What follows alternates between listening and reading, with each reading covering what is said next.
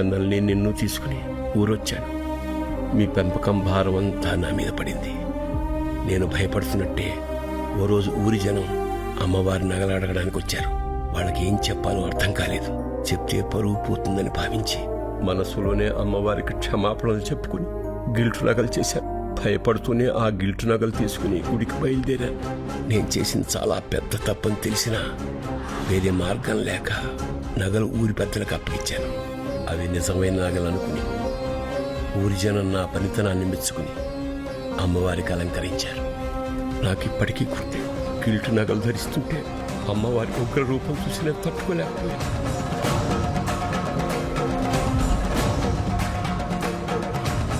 ఏంటి తాత నువ్వు చెప్పేది? ఎన్నేళ్ళు అమ్మవారికి అలంకరిస్తుంది గిల్ట్ నగలతోనా? అవునా?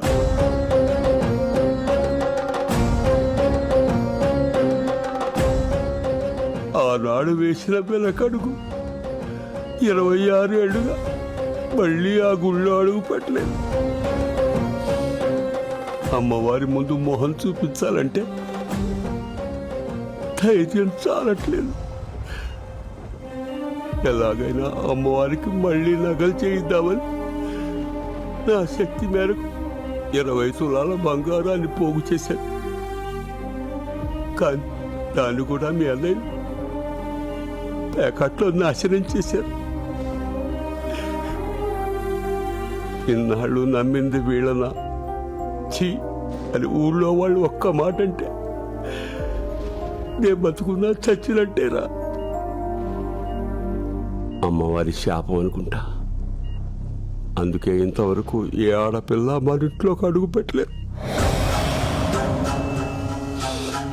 మీ అన్నయ్యలకే కాదు, నీకు పెళ్ళవదనిపిస్తోందిరా.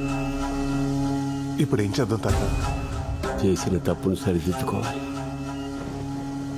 అమ్మవారి నగలు తిరిగి ఇచ్చేయాలి.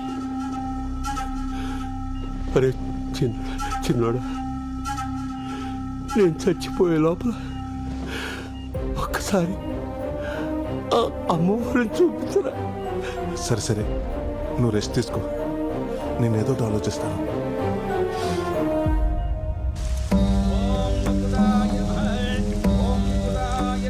ఏంట్రా నువ్వు చెప్పేది?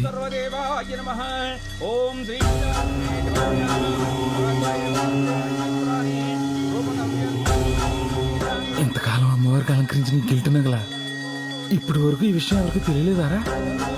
అవునరా.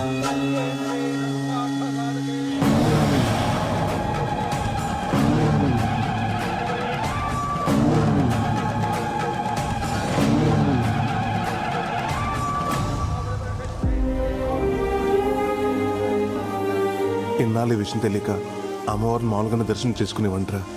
కానీ ఇప్పుడు తెలిసాక మా తాతలాగా ఆ అమ్మని చూడాలంటే నాకు కూడా ధైర్యం సరిపోవట్లేదురా. ఎలాగైనా అమ్మవారికి ఒరిజినల్ నగలు చేసి వేసేయాలరా. ఎలారా? 1-2 100 సవర్ల బంగారం, అది ఒక నెలలో.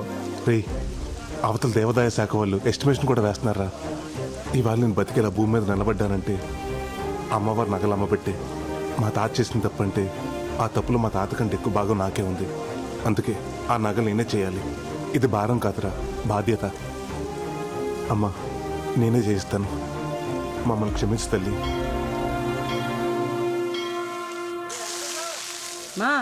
మా ఇంటికి రావే 4 రోజులు ఉండిపోదు గాని. అబ్బా, నువ్వు ఎందుకు పిలుస్తున్నావు నాకు తెలీదు.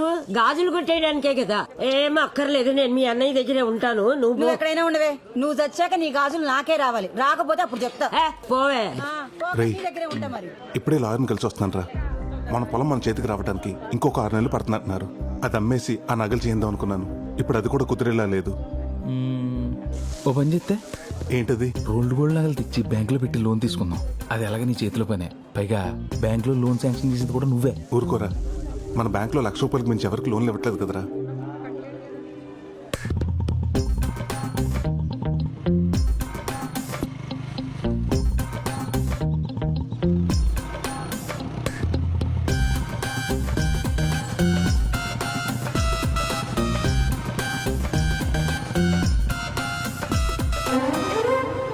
ప్రసాద్, మంగళవారం బ్యాంక్ రమ్మంటావా?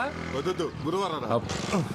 నువ్వు లాంచి ప్రసాద్, నీకోసం ఎదుగుతున్నాను రా. ఏంట్రా? నాకు బ్రహ్మాండమైన ఐడియా వచ్చింది. ఏంటది? ఇప్పుడు ఆ మేనేజర్ గడు ఏం చేస్తున్నాడు? సువర్ణ వచ్చినప్పుడల్లా ఎవరో ఒకరు నగలు తీసి దానికి ఇస్తున్నాడు. అదేం చేస్తుంది? మళ్ళీ 3-4 రోజులు పట్టుకుని పెట్టేస్తుంది. అయితే నేనేమంటానంటే చాలా రోజుల నుంచి తాకట్లో ఉన్న కస్టమర్ నగలన్నీ తీసి అమ్మవారి నగలు చేయించి అలంకరించేద్దాం. ఆ, విను, ఇంకో 6 నెలలు నీ పొలం చేతికొచ్చేద్దా, వెంటనే అమ్మేసి యాజిటీ ఏ నగలైతే తీసినా అన్ని చేంజ్ చేసి లాకర్లో పెట్టేద్దాం. ఏ పోరా, జాబ్కే రిస్క్. ఎండోమెంట్స్ వాళ్ళకి తెలిస్తే ఫ్యామిలీ రిస్క్ వద్దు, ఆలోచించుకో.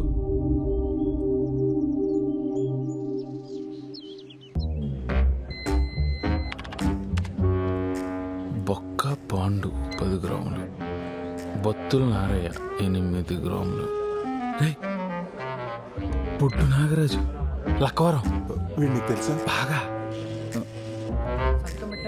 80 తులాలు పెట్టి 5 ఏళ్ళయింది. నెల టెన్షన్గా వడ్డీ కడుతున్నాడు. సంవత్సరానికి ఒకసారి మార్చి 31 అప్పు రెన్యువల్ చేసుకుంటున్నాడు. ఇక్కడ చూడు, పావల వడ్డీకి క్రాప్ లోన్ తీసుకుని బయట రీల్ జీరోలకి 10 రూపాయల వడ్డీకి ఇవ్వడానికి మరిగాడు. ఇడు ఇప్పుడు ఎప్పుడే రాడు. పద.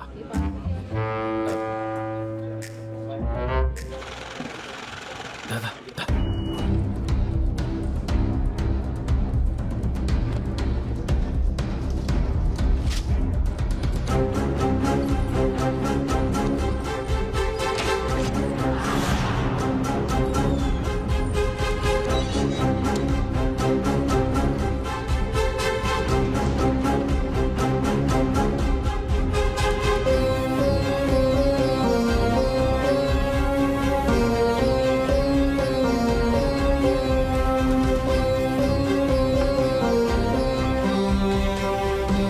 రే, మనకు కావాల్సిన 100 తులాలు, మరి మిగతా 20 తులాలు?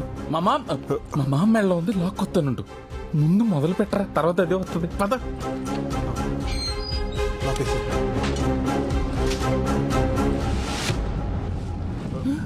ప్రసాదు, నా నగలు మొదలెట్టావా? నిన్నే కరగబెట్టా. 10 రోజుల్లో ఇచ్చేస్తామన్నమాట. ఏంటక్క ఏవో నగలంటున్నావు? మొన్నేనే ప్రసాద్కి 20 కాసులు బంగారం ఇచ్చాను నగలు చేయమని. ప్రసాద్ కదా బానే చేస్తాడు. దొరికేసిందిరా. అర్థమైంది. కలిపి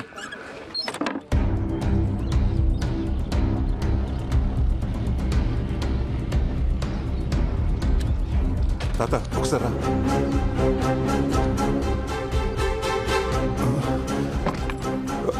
తాత ఆ కండు ఒకసారి పట్టు పట్టు.